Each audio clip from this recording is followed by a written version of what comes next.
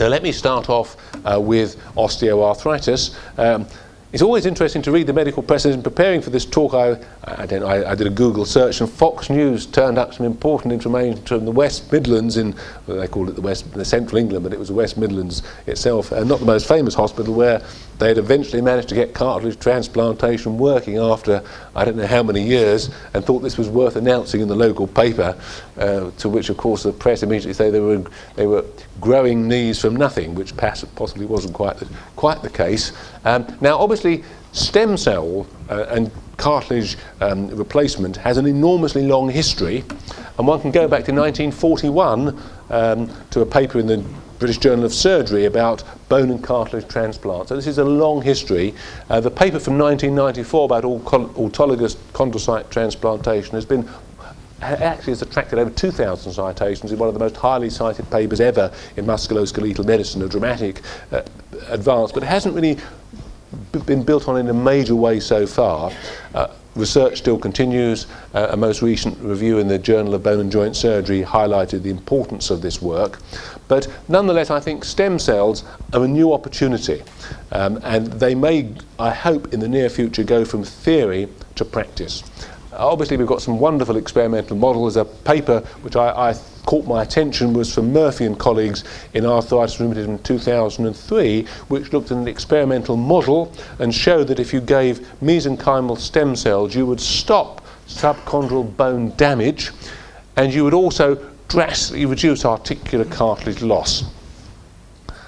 So what might happen? Well, I think for this to become real, it's got to have some technological advantages which are difficult to predict. So you have to have easy access to stem cells. I don't think anything which is to do with fetal stem cells is going to be a winner, but mesenchymal stem cells I believe can be easily harnessed from individuals. We have to have a simple way of giving them. I could envisage I myself would be quite happy to give an injection into to the knees of stem cells if it was done in the right way. So it has to be something at that level, and there have to be clear patient benefits. Now, there's already been some preliminary prizes in the area which may suggest this is important work about to come. I wouldn't like to comment on the statue of the Nicholas Andre Award because it's not one I'm familiar with, but it did sound to me to be important from very, I thought, exciting work at Duke University, which was looking at adipose-derived stem cells and trying to understand how they could be turned into chondrocytes. Low oxygen tension, the relevant growth factors, and the biomaterial scaffold, which we heard about in the basic science issue, were all thought to be important. And I've got one example of different scaffolds which have been used. I'm sure collagen would be a better scaffold than any of these, but the confocal laser scanning microscopy shows, using fluorescent probes, that you can start to produce chondrocyte-like cells from these stem cells. And the next, I think, stage is to show that these will actually have beneficial effects in patients rather than in experimental models. And so stem cell cartilage regeneration might happen soon, but it's very difficult to get the exact time frame because it depends on a number of things occurring together. The final thing I'd like to talk about is imaging pain. Lots of our patients have whatever fibromyalgia is and come to see us, and I don't know that we necessarily help them enormously. And one of the weaknesses, we don't really understand quite what's going on. The classical approach to assessing pain is rather weak. Descriptions of pain are extremely unhelpful. Questionnaires, which are traditional for everyone doing research, are virtually never used in routine practice. I spend a lot of time using visual analog scores, which I find highly subjective and depend as much on what I think the patient ought to say as much as what the patient does say, and everyone fills them in round the golden ratio and all sorts of strange things happen. So we widely use them, they're not very good. Functional MRI, on the other hand, which can measure changes in the blood flow related to neural activity, theoretically has advantages of low invasiveness, no radiation exposure and wide availability, although it is limited by time and cost. I always believe in volunteering, and our own institution has a lot of research going on. I was amazed because you get put in the biggest MRI scanner they have for as long as you possibly want to go in there.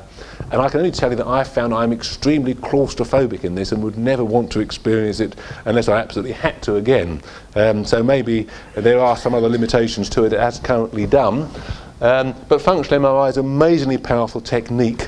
And there's been some work, a couple of pieces of work I'll just refer to. One in chronic back pain, And I think the basic line, bottom line here, is that in health, patients' brains settle down and switch off pain. But in chronic pain, a painful stimulus, what you have, you go in the machine, you have painful stimulus, and it doesn't switch off. And in some ways, centralisation of pain has gone wrong.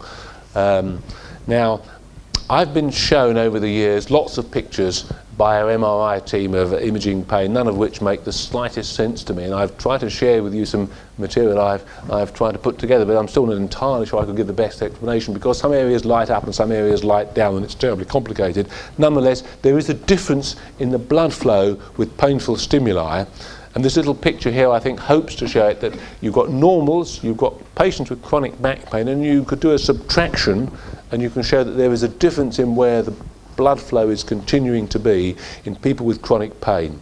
And the final piece of work I'll show on this is, again, which comes back to pain. Often it's not the presence of pain, but it's your health belief about how the pain will affect you, which is the important thing. And the way in which the cerebral pain network works depends upon how patients believe the events are going to be. So it's far more as a philosophical than a clinical thing in that sense.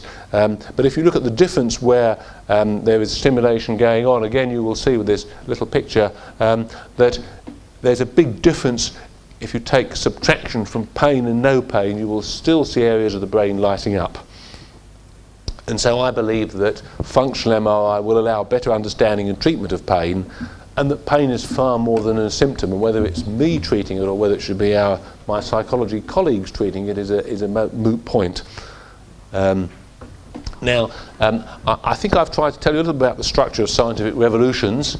I've always been a great enthusiast for Thomas Kuhn and his idea of paradigms, and what I think, to put it into this perspective, the old paradigm for inflammatory arthritis, which I followed until about 2000, was that you should have pyramidal treatment with people starting off with non-steroidals, and we're now in the situation of the biological revolution. But clearly I've shown you also, I hope, some inconsistencies within the biological revolution, that treatment is improved, but there's a huge cost, and it's not necessarily all that much better than the best possible conventional treatment. And by finding these inconsistencies, we can take the step further on. And I've also shown you, I hope, that future revolutions will be around stem cells and functional MRI. A slight problem with Kuhn's approach is that this could be thought of as a reconstruction of historicism, which is in some ways a philosophically frowned upon technique. Just to finish, so we've talked about the past and the future, but of course the important point is the present. For the purposes of winning Nobel Prizes, it's very important to get your history correctly put out. And George Orwell noted that who controls the past controls the future, and I'm sure that's the case. So if we have the right way of presenting our scientific past, it might affect what happens in the future. I myself think predicting the future is rather like reading Nostradamus, that you see what you want to see, who knows what it means, and therefore it's very difficult.